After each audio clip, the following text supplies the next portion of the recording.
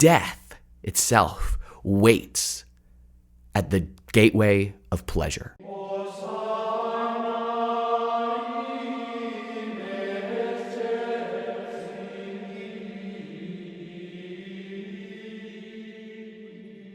Hello, I am Brother Francisco Whitaker, Benedictine monk of St. Vincent Archabbey in Latrobe, Pennsylvania. And today we are talking about monasticism and the 7 deadly sins, how St. Benedict and the early monastic fathers can help us with our struggles with sin. Last week, we spoke about the sin of gluttony, which is defined as the inordinate desire or use of food or drink. So following from that, we are today going to be talking about lust. Before we do, make sure you subscribe to our channel, check out our other videos, and particularly stick around for these series on the capital sins, which will be coming out every Saturday. If you missed last week's episode on gluttony, you can check that out.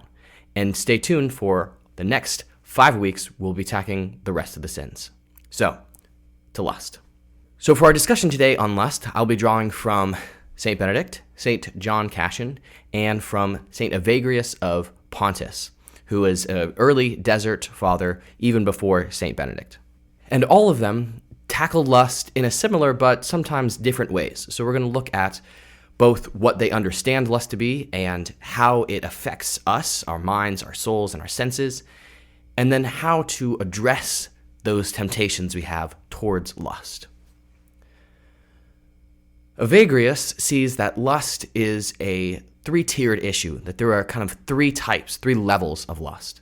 Those are lust of the senses, lust of the mind, and lust of the will. And they kind of grow in seriousness and in consequence.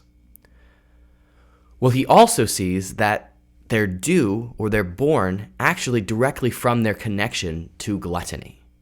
So we spoke last week about the sin of gluttony and overindulgence in food and drink, which is based on a natural desire that we have to eat and drink, that we need sustenance, right? It's something that all human beings need at times. Gluttony is to say we need it at more times, we need more of it, or a certain type. Well, if we begin to fall into the sin of gluttony, satisfying more than we need our natural desires, we train our minds and our senses to do that in more than just food, and to seek satisfaction more than we deserve or more than is good for us in other sensory things. And second after the need for food and drink is a desire for sexual pleasure. Because it's rooted in a promulgation of the species, it's something that is naturally ingrained within the human person to procreate. And because there's pleasure associated with sexual activity, then naturally, as we satisfy food and drink, there becomes this desire to satisfy our sexual needs. And if we overindulge in food and drink, there will be a push to overindulge in sexual activity as well. So the connection between gluttony and lust becomes very clear. St. Evagrius sees that this first stage of lust, the first movements we have, where we begin to recognize it first in sensory experience. So this is really its main connection with gluttony. So in our senses, in our feelings, and in our just like who we are, kind of the very bodily aspects of us, begin to feel desire, begin to feel attraction, begin to feel a need to be satisfied. And he says, this initially is born out of something good, right? We should, because it brings union and deeper intimacy and relationship, desire sexual intimacy with others. However, if it's born just out of a desire to take or desire to receive is where it becomes an issue. So lust is defined as an inordinate desire and or use of sexual pleasure. Well, that first stage is lust of the senses or lust of the passions.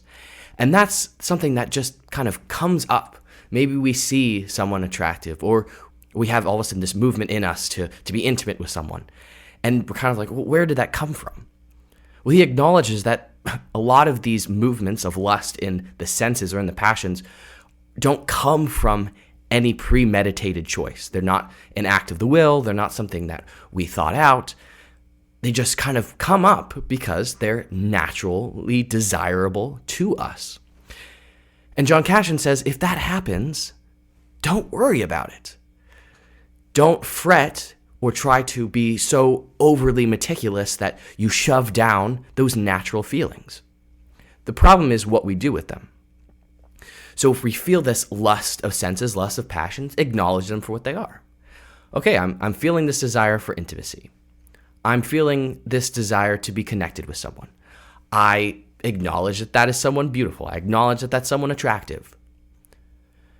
And simply treat it as normal, but as something that, if taken too far, could be a problem.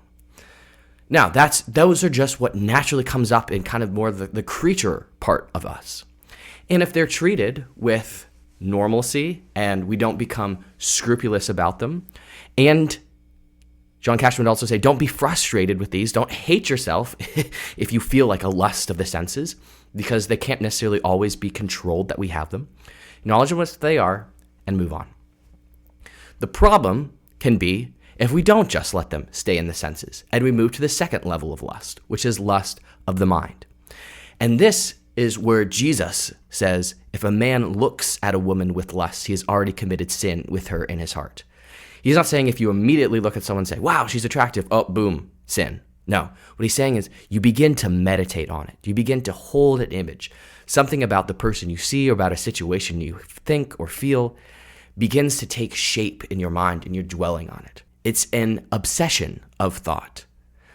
And this can be pretty easy to fall into. And if we are diligent, as St. Benedict tells us, with our thoughts, then we can acknowledge, okay, this thought's coming up, and I'll move aside.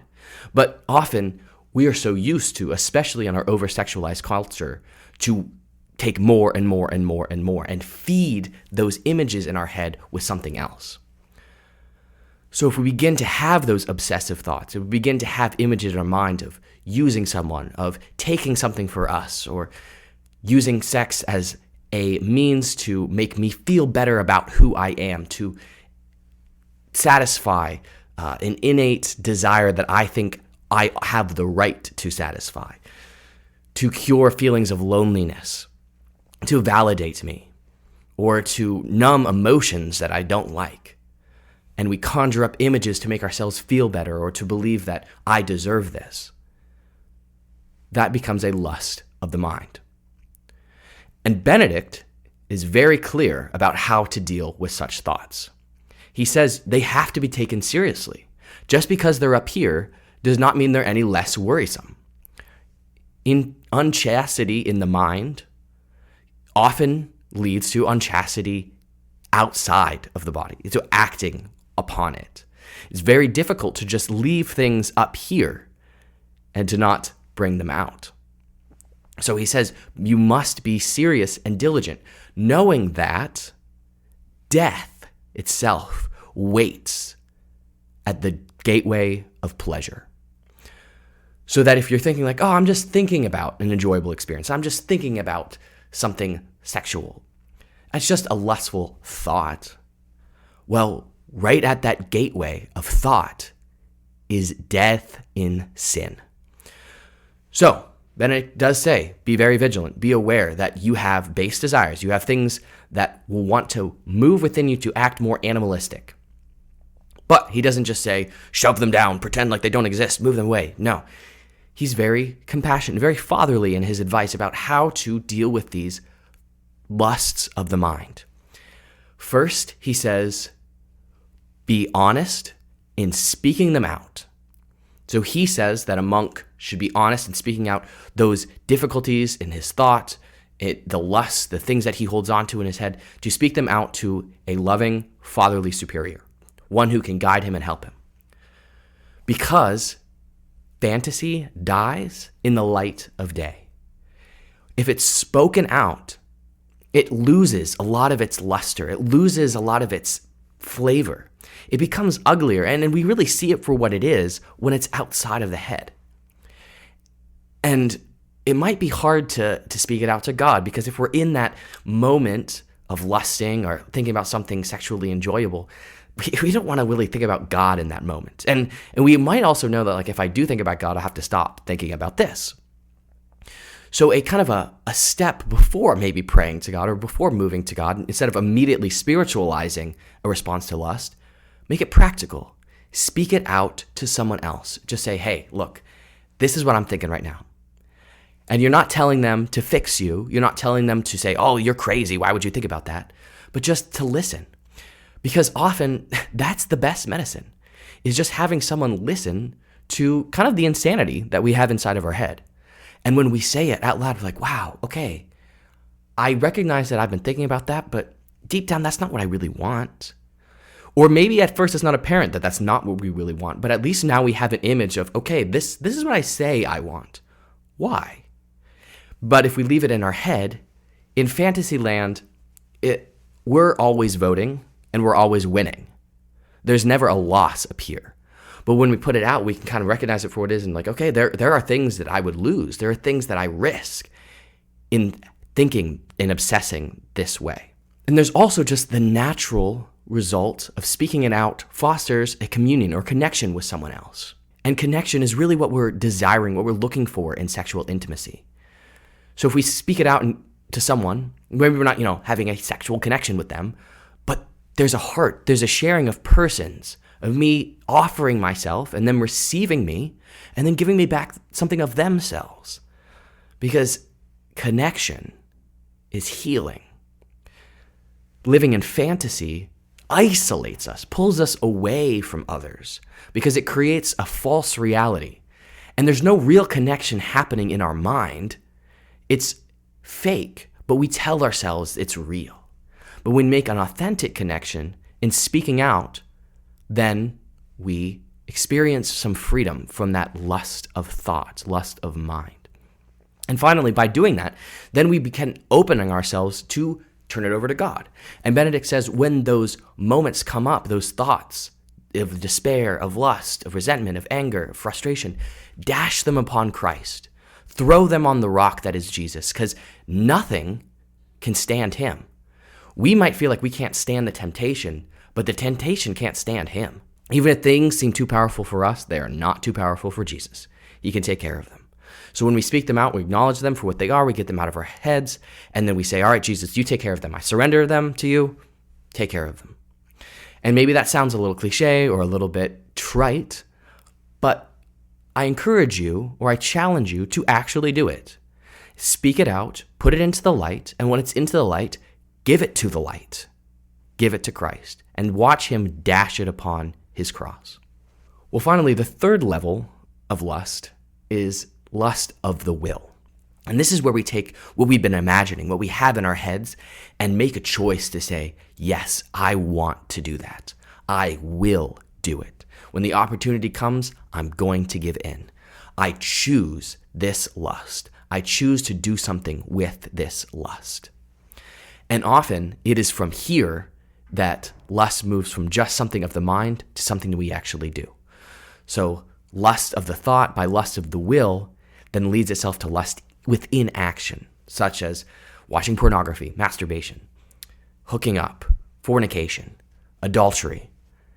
Any of those things follow immediately upon a choice of the will to say, whatever this image is, I will now make it reality. This fantasy, I will actually do.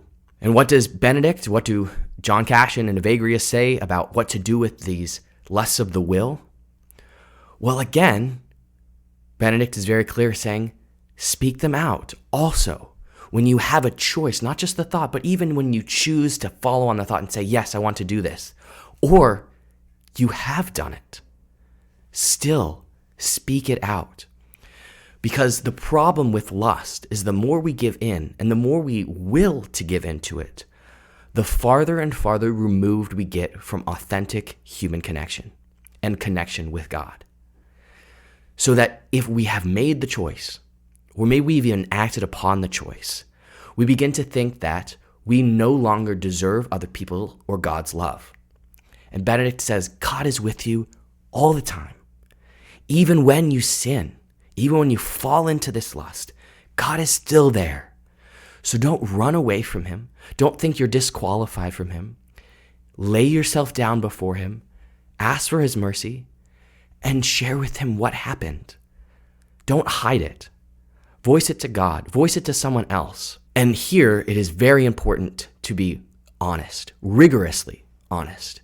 So whether it's going to a priest to confession, going to a best friend, calling a brother and sister in Christ or in blood, that you just really say, look, this is what I want. This is what I tell myself I want. This is what I say I'm going to go do. And just like speaking out the obsessive thoughts we have, speaking out a choice really presents to us, this is what you say you want to do. And maybe this person isn't going to try to talk us out of it. Maybe they don't need to talk us out of it. Maybe they just need to be someone who we say, this is what my mind, my heart, my will tell me I want, but I know I don't. And finally, John Cashin says, in lusts of the will, be patient with yourself, because it can be very, very difficult to not grasp and want to hold on to sexual pleasure. He said it's the strongest pleasure there is, so it's going to be the hardest to let go of. So be patient with yourself. Humbly admit to yourself, to another, and to God what is going on, what you choose, what you desire, what you believe you deserve. Because if you're honest and humble and patient, God will truly work out all things for the good. I hope you enjoyed that or found something from today helpful. And if you did, please leave a comment below. We'd love to have a conversation with you. We'd love to know what was something beneficial from today. If you know of someone who might benefit from this video, please send this to them. Make sure you subscribe to our channel so you never miss any of our monastic spirituality content, any of our podcast episodes, or any of our upcoming series on the Doctors of the Church. Thank you for joining us. I am Brother Francisco. Have a wonderful day. God bless.